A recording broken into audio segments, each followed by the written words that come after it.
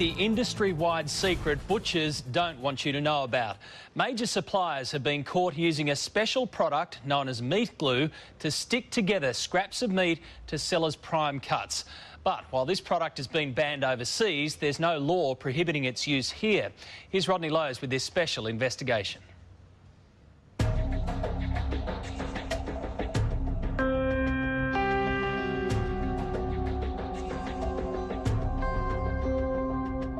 It's the meat industry's dirty secret, a way of turning the scraps too small to sell as a premium steak back into a juicy, plump eye fillet to sell for a premium price. So clever, you'll never tell. Not even an expert can. Before, you didn't even pick that as a join, though, did you? It doesn't even tear through the joint. A bit hard to tell, isn't it?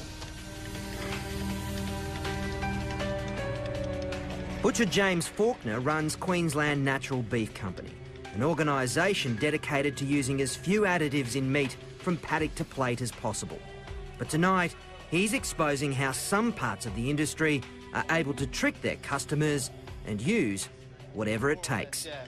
I've just got some fine diced beef and my special enzyme. I'm just going to mix it up a bit. Why have we got the masks on? This is dangerous. See that? Don't breathe that in.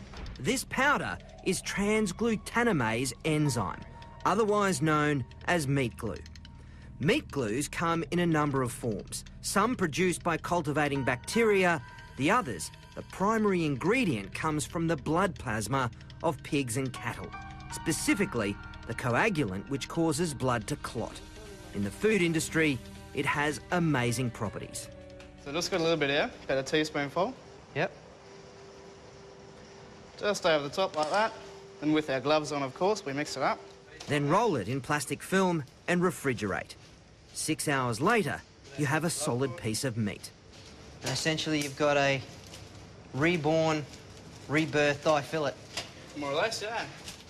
Ours uncooked is easy to spot the difference, but cooked is another story. OK, so the meat glue one is on the right and the real McCoy is on the left. And it's not just beef. Pork, lamb, fish and chicken are all stuck back together using this glue. It looks like one piece of chicken. It's unbelievable, isn't it? Yep. But hard to tell, isn't it? Particularly that.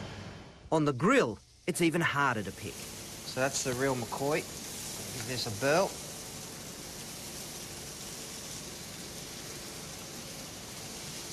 Nice and tender, nicely salted. All right, let's go for the meat glue.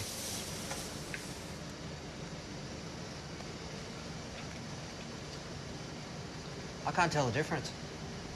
Pretty good, but potentially dangerous. I've sort of got two concerns. One that is well publicised, which is misleading people.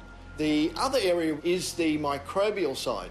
It's why the European Union moved to ban meat glue in May last year. Microbiologist Glenn Pinner.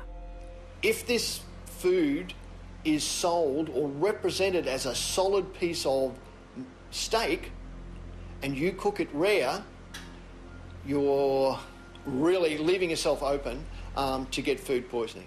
Once you glue two pieces together, it's difficult to cook thoroughly those parts that were on the outside but are now on the inside. The amount of bacteria on a steak that has been put together with meat glue is hundreds of times higher.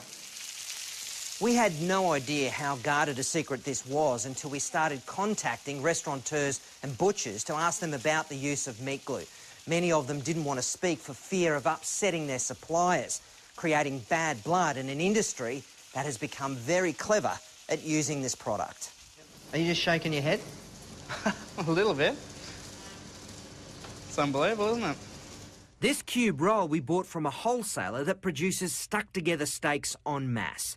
Their effort's so good, James, our butcher, couldn't tell even when it was raw. It's even harder in the restaurant, which are some of the biggest users of glued meat.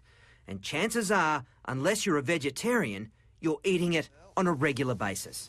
But with current labelling laws, neither butchers nor your local eatery have to tell you you're eating chicken glued together with cow's blood or beef held together by pig.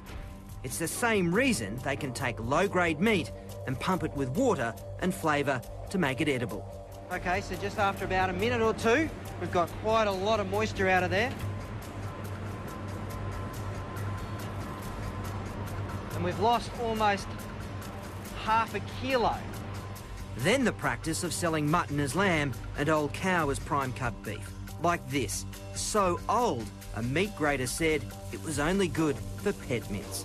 You've got yellow fat colour, really dark meat colour. It's definitely off a really old type of animal. In New South Wales, new labelling regulations have just been introduced to help consumers choose quality meat, but it's not compulsory. So for most of us, picking a quality piece of meat is still a shot in the dark.